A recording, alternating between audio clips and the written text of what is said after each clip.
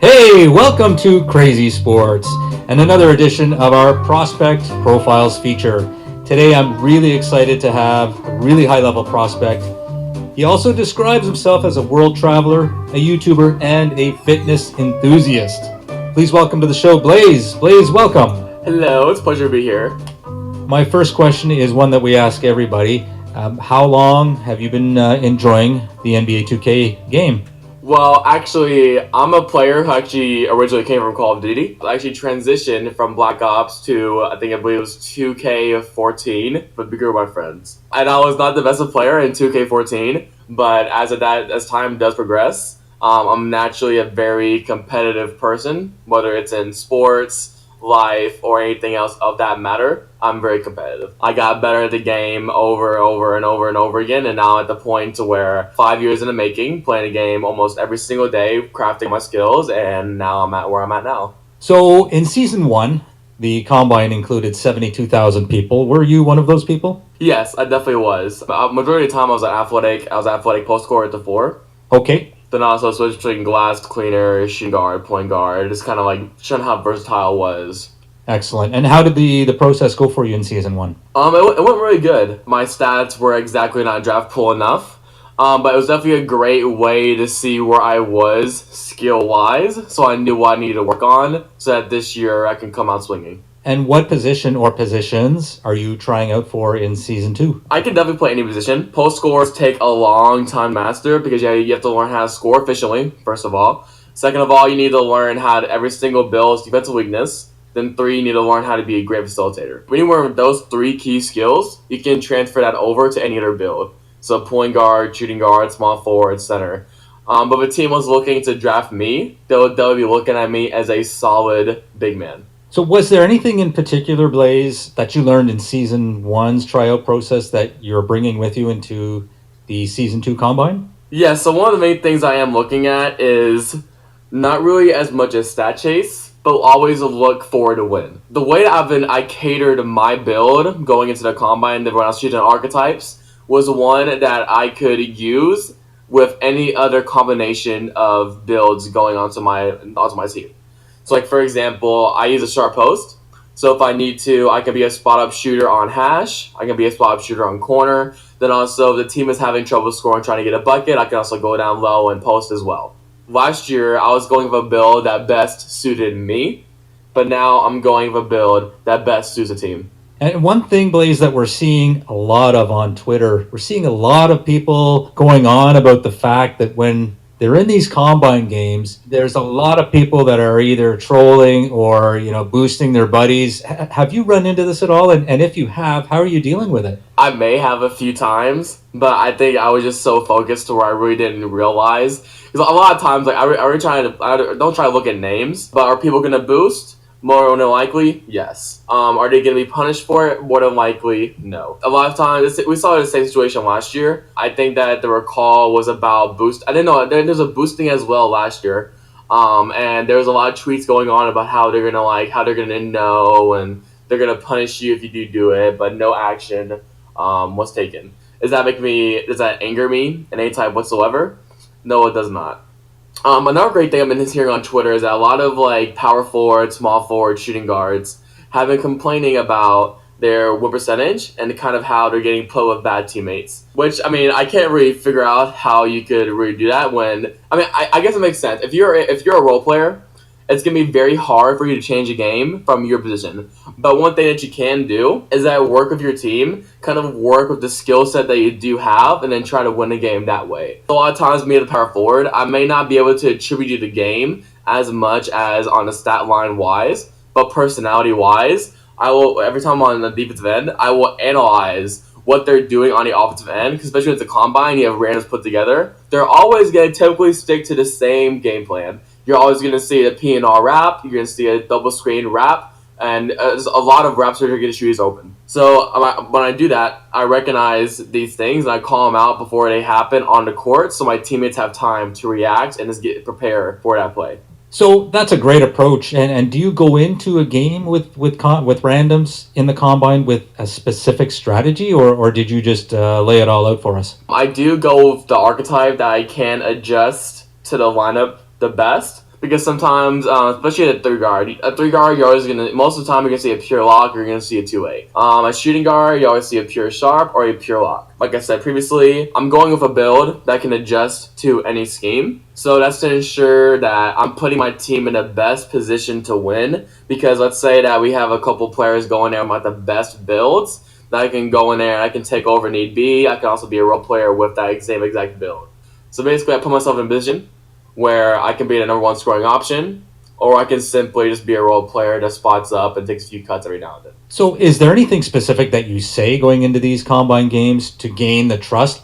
I definitely go in there with a lot of energy, and I start with the highest amount of energy that I can to get them surprised and get them hyped up for the game coming in. A lot of times, if you come in, you're like, okay, the point guard is a sharp play, the 3 is a pure... No, you want to come in there with a lot of energy. So as soon as we blow into the game, I'm like, okay, I'm a sharp post. I'm ready to go. Let's get this win, and let's play the team. Let's get this in. So then basically, when I increase that energy, I'm using my energy to bring the energy up with them. So that way, they're able to communicate more and do themselves in.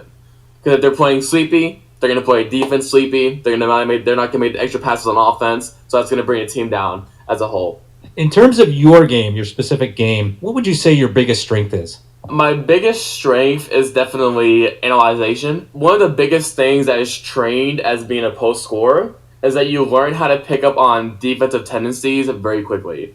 One of the biggest things I do is that when I go into the post down, I get the ball in my hands, I look, and I can analyze exactly how my defender on me is going to be playing me, and exactly how everybody else defenders is going to be playing off of me, depending on what move I do. So if I see someone's trying to bait down really hard, I'm going to do a simple move, driving towards them, base them down, simple dot to the 3 in the corner, and it's greens all day. Let's say if I was trying to scout someone else's team, or I was trying to like originally scout out another player, I can pick up on their tendencies, their favorite animations that they do like to get, whether they try to go baseline, they prefer to go mid-range, they prefer to go on weak side or strong side. And that's definitely something that is actually very useful for me. Especially being a role player, it's going to be important for me to call out tendencies of the other team for my teammates. So we know what kind of a teammate you would be on the court. What about off the court? What kind of a teammate would you describe yourself as? I'm typically described as a very fun person. I'm never really as serious. I mean, outside of the game, I enjoy going out, having fun, going out to social gatherings, going to restaurants, going to fun events with friends. Like on the game, some people describe me as very, very serious. Whereas off the game, I'm very, very, very fun. When it comes down to it, I'm all about business. Then that outside of the games, I'm all about just having a great time, being a good friend. A lot of my friends do come to me for advice. They're one of those friends where if anybody needs someone to count on, they can definitely count on me. I always let my friends know that as well, to where if I recognize they're going through a hard time with family or friends, I always let them know, like, hey, if you ever need a place to stay or you need someone to talk to, I'm always here for you. And I've always served as that type of personality to my peers.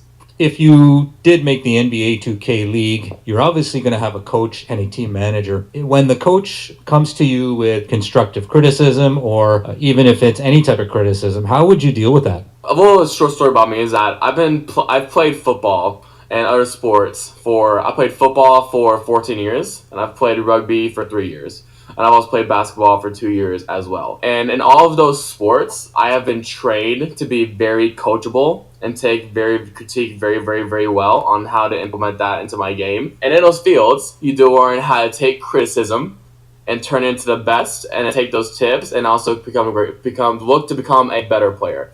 Anything that I do, if someone does have criticism, I'm always very open to it so I can improve my play same time. Same as like when I'm playing Team Pro-Am or any other Pro-Am things on the game, I'm always asking to my teammates, hey, is there anything that I can look to do better in the next following games that I did not do compared to last game? Whether it's a loss, whether it's a blowout, anything of that matter.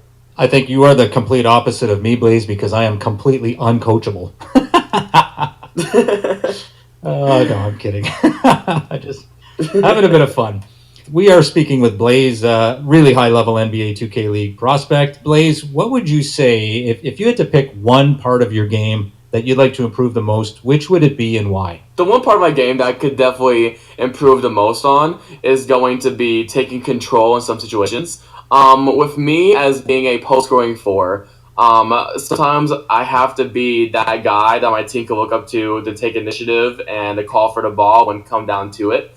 A lot of times in a combine where I do find myself on a team that is taking control a lot, and I'm recognizing that we already have a leader on the court who's calling out plays, calling out this and that, and we're struggling to score back to back to back. One thing I definitely need to work on is saying, hey, I can guarantee us a bucket, put me down in the post on our overload, and when we get a bucket for us really quick so that we can gain momentum going forward. That's something I need to work on. I have discovered a lot is that, especially with my archetype, a lot of people do assume that I am not the best players because a lot of post scorers are definitely not that good in the combine. So I have to let them know that I have been trained for this. I am definitely someone that you can trust down the post, and that's what I'm there for. How would you define basketball IQ? I think that a lot of people do make mistakes is that they compare 2K to basketball.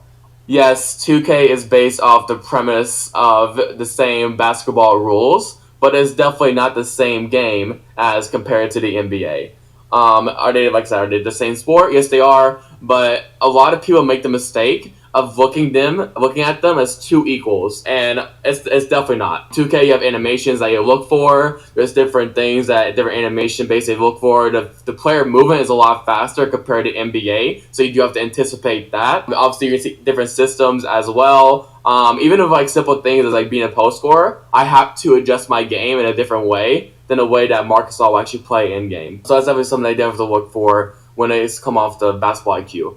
Another thing is that, especially in 2K, you definitely need basketball IQ to succeed in 5-on-5 Pro-Am or 2-on-3, 3-on-3, any for that matter. But it's never not to the point to where an NBA player's level. Now, I've not played at a 2K League level. I'm definitely assuming it's going to be extremely higher compared to what I would need in the Combine Team Pro-Am. Do I have the IQ? Yes. Is it necessarily required in a Combine or 5-on-5 in Team Pro-Am? No, I do not think so. So, Blaze, a couple of more questions before we let you go. What is your motivation? What is driving you to try out for the NBA 2K League? Honestly, it's extremely competitive. Additionally, with me being as a content creator, it's going to serve as a purpose to where it'll provide a lot of content for me. And like I said previously, I am a very, very competitive person, especially when I put my time into a game that I do train day in and day out. And I get a chance to compete at the highest level against people that have always told me that, Blaze, you're not good enough to be in a 2K League. You're not good enough to succeed in a combine. You're not good enough to go in a team Pro-Am. You're one of the worst players of this I've ever seen. Alongside that is that a lot of haters definitely have been my driving factor. But instead of looking at that hate and taking that and letting me put me down, I've transferred that and given me inspiration through that to prosper coming into the next couple of years when it comes to Combine, 2K League, etc.